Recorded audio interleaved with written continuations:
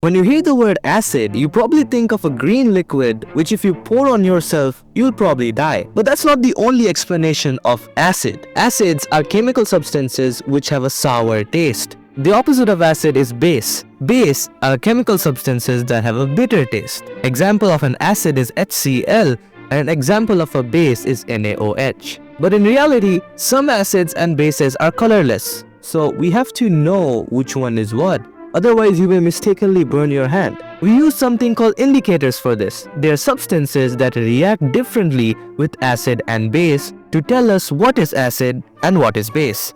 Litmus paper is an indicator. It comes in two colors, red and blue. If we dip the blue litmus paper in acid, it turns red. If we put the blue litmus paper in base, it stays blue. If we put the red litmus paper in base, it turns blue. And if we put the red litmus paper in acid, it stays red. That was the most basic thing in this chapter. Talking about indicators, there are natural indicators and synthetic indicators. These are some common indicators.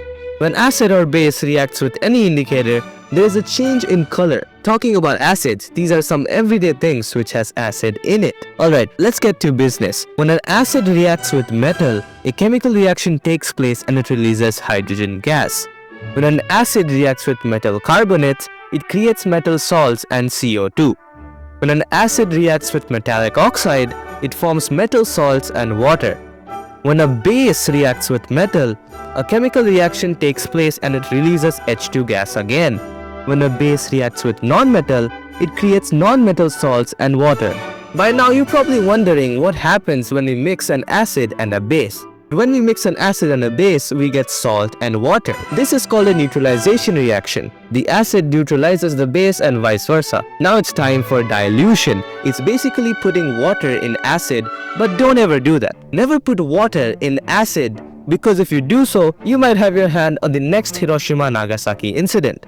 The reaction of acid or base plus water is highly exothermic. So what you should do is this. Take water and add acid in it in small amounts while stirring it. To check how strong a particular acid or base is, we use something called a pH chart. The P in the pH stands for potence, which means power in German. This thing has 14 levels. Level 7 is neutral. Water comes at this level. Anything below 7 is acidic and anything above 7 is basic or alkaline. Acid releases H+ ions and base releases OH- ions. On the left side, the lower you go, the more stronger the acid is, and the higher you go till 7, the weaker the acid is. So a pH of 1 is very acidic and a pH of 6.5 will not be so acidic. On the right side, the higher you go, the more strong the base is, and the lower you come till 7, the weaker the base is. So a pH of 14 is highly basic and a pH of 7.2 is a weak base. So the further away you go from 7, the stronger things get. Enough of acid and bases, let's talk about salts. Common salt. You take sodium, a highly explosive metal, and chlorine, a poisonous gas. Mix them together and we get an even more dangerous table salt.